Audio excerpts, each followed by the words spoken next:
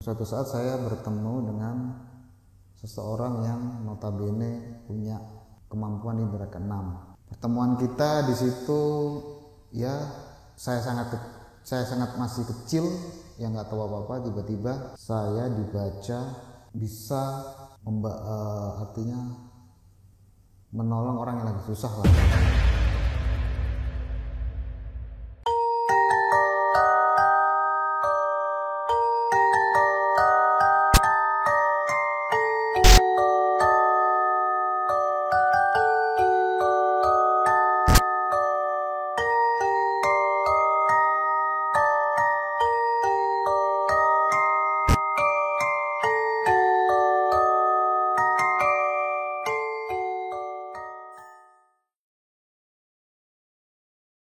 Assalamualaikum warahmatullahi wabarakatuh.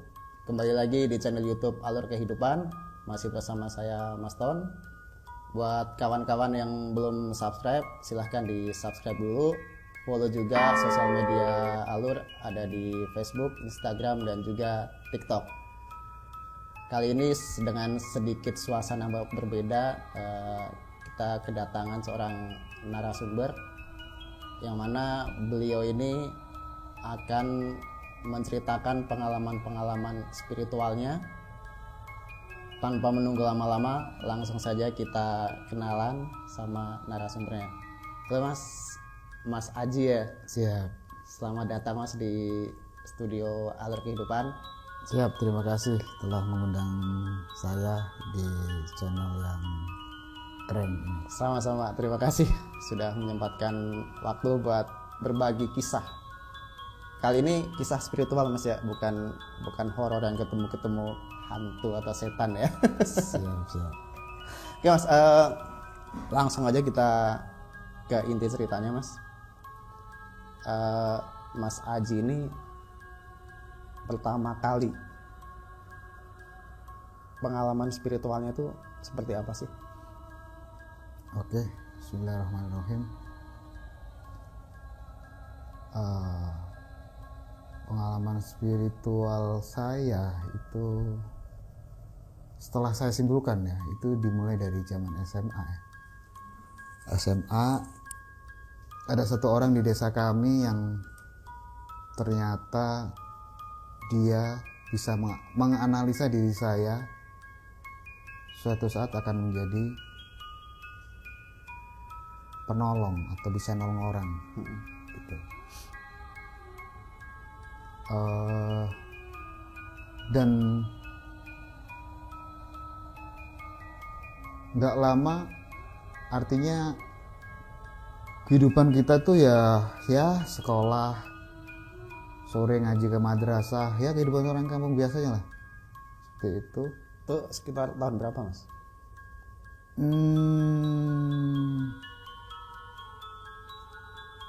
2000 ke atas. 2000-an ke atas ya, dari ya 2000-an lah ya. Ada itu udah kecil saya harus SMP itu saya sudah harus pindah ke kota karena harus sekolah di kota, tapi saya juga tetap main ke rumah gitu kan, dan suatu saat saya bertemu dengan seseorang yang notabene punya, kata sebagian orang, punya kemampuan indera keenam. Pertemuan kita di situ ya saya sangat masih kecil, yang nggak tahu apa-apa. Tiba-tiba saya dibaca bisa artinya menolong orang yang lagi susah lah, dalam quote unquote. Secara fisik dia sakit, tapi secara medis dia nggak terdeteksi. Jadi itu jawaban saya di era sekarang ya. Zaman dulu mah kita nggak tahu, sakit ya, aja, sakit aja gitu. Kalau boleh tahu Mas Aji ini kampungnya di mana Mas? Aku di Jawa Timur. Oh, Jawa Timur. Iya. Kotanya kota apel tuh. Oh, kota apel ya. Iya. Pasti kawan-kawan Alur udah tahu lah ya kalau udah ada sebut kota apel. Siap. Heeh. Nah terus hijrah ke ibu kota tahun berapa dan Jakarta. Heeh. Jakarta aku pindah tahun 2009. Hampir wisuda S1. Saya udah bosen hidup di kota itu ya kan. Yang tiap hari hawanya dingin, hanya banyak tidur. Malam begadang. Akhirnya aku hijrah ke Jakarta, keterima temanku di kampus yang udah duluan ke Jakarta, dan aku hidup di kos-kosan dia gitulah. Sampai akhirnya kita ngelamar kerjaan dan bekerja di situ. Nah terus ini sedikit flashback ke belakang Mas. Dari ketika SMP ya, ketika itu SMP udah diprediksi sama orang pinter kalau Mas Aji ini bisa nyembuhin orang ya, tanda kutip ya. Iya. Terus menggali potensi itu gimana caranya atau ngalir gitu aja Mas? Iya, dan itu sebetulnya kita dikasih bacaan ya. Yang bacaan itu setelah dewasa ini saya pelajari, itu adalah kalimat-kalimat inti dalam mengenal Tuhan, mengenal Allah. Ada bacaan seperti Dzatullah, berarti zatnya Allah. Asma Allah berarti nama-nama Allah. Af'alullah berarti af'al itu perbuatannya Allah. Qudratullah, dan itu secara setelah saya analisa itu memang ini adalah era-era di mana Islam pertama kali masuk ke Nusantara melalui tarekat-tarekat para sunan. Tapi ketika Mas Aji ini dari kota apel hijrah ke Jakarta, udah menyadari potensi-potensi yang dibaca orang tersebut belum sih, yang disebutkan bisa nyembuhin orang atau lain sebagainya? Pada satu waktu ada seseorang yang panutanku sendiri ya, seorang bibiku sendiri ngomong, kemampuan ilmumu itu kau dapat dari mana? Dari fulan belajar ke siapa? Nah itu dari situ saya nggak bisa jelasin track recordnya, karena dalam tradisi Islam tradisionalis di kampung-kampung itu ya seorang yang belajar agama itu harus punya guru sambung sampai ke Rasulullah, panjang kan syaratnya. Nah ilmu beginian itu tidak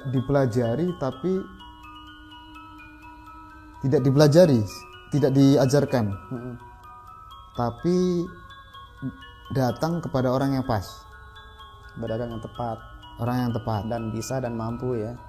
Ya seperti itulah. Jadi artinya karena di dalam hierarkis keilmuan mereka harus melewati beberapa studi keilmuan ya kan, dari syariat, tarekat, hakikat hingga ma'rifat. Dan di titik-titik amalan orang-orang ma'rifat itu akan ketemu ritme atau bacaan zikir-zikir yang sama tadi. Seperti itu.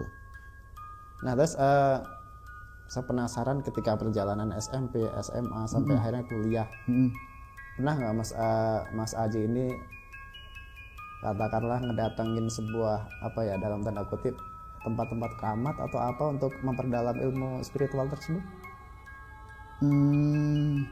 Belum berani karena di tempatku itu Islamnya kental ya. Islamnya kental, tapi ya di satu sisi masih ada orang yang pergi ke dukun segala macam. Yang antara dukun dengan keilmuan orang alim itu hampir susah dibedakan. Beda tipis ya. Beda tipis begitu. Jadi akhirnya aku nggak punya kemampuan untuk menjustifikasi apakah ini benar atau enggak. Jadi ngeflow aja sampai suatu saat aku harus menyusun perjalanan budaya ke beberapa kota di Kalimantan dan di Jawa, dan disitulah akhirnya tali-tali masa lalu gue tuh nyambung ternyata gitu. Ternyata yang aku pernah tadi bilang bahwa aku merasa ilmu ini nggak terlalu benar-benar amat, itu kemudian dijustifikasi orang itu given, dan itu ilmu on the track, ilmu yang benar gitu sih. Tapi pasti kan ada, kalau benar itu bukan disebut guru spiritual, bisa disebut pembimbing lah atau pengajar lah ya Mas ya. Pernah nggak sih dapat titah atau perintah, lu dateng deh tempat goa mana atau kuburan mana misalkan, ada nggak, pernah nggak Mas? Kalau ke goa jelas enggak. Ke goa jelas enggak, karena sebetulnya cara pandang tasawuf modern itu ya nggak perlu kemana-mana. Beda dengan zaman dulu banget ya. Ya, zaman dulu itu kan masa transisi ya, dimana Nabi aja perlu ke goa kok untuk menerima wahyu pertama tuh. Dan sebetulnya nggak salah-salah amat, tapi kemudian masuk ke Nusantara itu ya ada yang butuh khalwat menenangkan diri di goa, tapi ajaran-ajaran lain juga memakai objek goa untuk mendapatkan beda cara ya. Caranya mungkin hampir sama, tapi tujuannya ya yang beda. Niatnya udah beda. Niatnya betul. Saya dari awal sampai ini Mas sedikit terusik dengan pengalaman Mas Aji nih. Kali pertama mungkin bisa diingat pengalaman apa sih yang dipraktekkan sama Mas Aji ketika masih di Kota Apel ya. Jadi ketika ada orang sakit, kemudian aku ingat, oh iya aku akan harus baca ini gitu kan.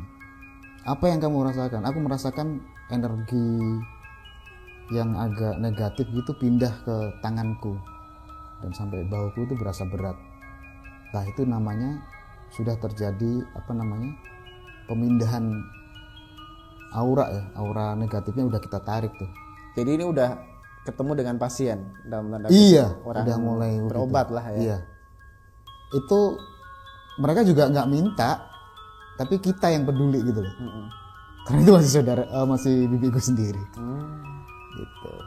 Itu kisahnya gimana tuh Mas? Ya sebetulnya sakit-sakit biasa aja, tapi kita akan care. Bibi gue dari kecil udah mulai ini gue gitu. Jadi gue itu gede di bukan di keluarga asli gue, di keluarga bibi malah. Oh, di saudara. Nah, dari situ suatu saat gue pernah sowan segala macam, gue mempraktekkan ya, declare bahwa benar udah yang kamu lakuin kemarin itu udah benar. Di suatu saat ada cerita bahwa orang yang pernah membaca potensi gue itu orang gimana ya, di zaman itu udah aneh.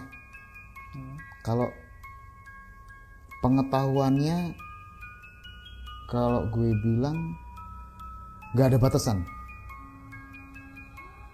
Dia hanya seorang lulusan SMA tapi bisa pernah jadi asisten dosen di mata kuliah apa gitu. Terus secara akademiknya cuman SMA ya? Iya, tapi kemampuannya udah luar biasa. Dia bisa transfer knowledge dalam pikiran gurunya atau siapapun bisa dipindah ke dia. Begitu. Nah, ketika ngobatin Bibi ini dulu sakit apa Bibi? Bisa dijelaskan ini sebetulnya secara Bibi medis saya atau... itu sakitnya waktu Ramadan doang. Karena nggak bisa ke masjid, nggak bisa terawih segala macam, jadi kita kadang-kadang nyiapin air untuk wudhunya beliau segala macam itu. Dan orang menjadi iba gitu loh kan, kenapa Ramadan sebetulnya untuk ibadah beliau malah sakit gitu. Di fase itu saya mendengar kabar bahwa orang yang membaca potensi gue itu akhirnya minta diselamatin. Mungkin kalau di daerah Jawa sana mah bikin tumpeng. Oh, iya Bikin tumpengan ya, tumpengan ayam ingkung segala macam, dan ada bunga-bunga, ada kelapa dan lain-lain itu. Dan itu kan simbol-simbol cara yang menurut gue dewasa ini itu adalah cara yang win-win solution terhadap orang hidup dan terhadap orang yang meninggal, terhadap orang yang wujud 3 dimensi dan yang non dimensi atau dimensi astral itu. Jadi setelah itu dia diminta bapak saya untuk ganti nama, digantilah nama menjadi Muhammad Rasudi. Dan itu saya dengar pengalaman spiritualnya udah kemana tahu. Dia pernah selentingan cerita dia pengen dalam suatu waktu pengalaman spiritualnya pernah masuk surga dan neraka. Di surga dia menangis karena nggak ketemu Allah. Di zaman itu sangat wow sekali ya. Apakah mungkin kejadian-kejadian masa lalu di masa-masa transisi setelah Nabi itu terulang lagi kemudian? Ternyata ada nih kasus-kasusnya yang real sama. Ada nih, iya. Nah, dia uniknya nih orang setelah ada beberapa waktu yang dia harus mengasingkan diri, dia pamit orang tuanya, Bu saya mau jalan-jalan. Pertanyaan coba, dia izin jalan-jalan ini ternyata dia harus bertemu kepada entitas-entitas gaib atau orang arwah-arwah leluhur Nusantara gitulah. Ada pertemuan di mana dan akhirnya dia itu pun sukses ya. Seminggu dia nggak bangun, tidur terlentang di kamar sampai akhirnya dia balik lagi. Ketemu manusia lagi, ketemu kita lagi gitu loh. Sampai pada akhirnya itu yang kemudian disebut mati suri. Oh, itu yang disebut mati suri.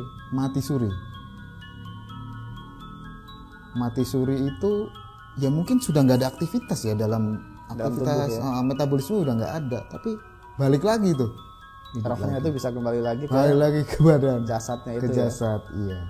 Itu diulang-ulang sampai akhirnya suatu saat dia tidak bisa kembali karena waktu itu perjalanan badannya udah sakit. Orang tuanya mengikhlaskan dan dia kembali ke Sang Khalik. Iya. Dan akhirnya meninggal. Iya, dinyatakan sudah meninggal. Dan si bibi gue yang pernah gue tolongin artinya kemudian nyeletuk. Itu guru kamu meninggal tuh akhirnya. Nah dari situ akhirnya is okay kalau karena gue masih ikut orang, is okay kalau itu disebut ilmu yang agak kurang bener, ya udah saya terima. Dari situ gue nge-offin aktivitas itu. Gue lebih ke rasional ya kan. Gue di zaman itu udah masuk partai, udah kumpul-kumpul, udah memahami pergerakan idealis Gus Dur. Walaupun nggak sempat baca bukunya kan, kita udah bisa nonton TV waktu itu. Gitulah. Iya, fase itu menutup dalam tanda kutip ilmu perdukunan. Iya, yang quote unquote masih dibilang sesat itu. Mas Haji setelah guru meninggal terus sedikit menutup diri Mas dari ilmu tersebut ya. Betul. Terus fase selanjutnya kehidupan Mas Haji seperti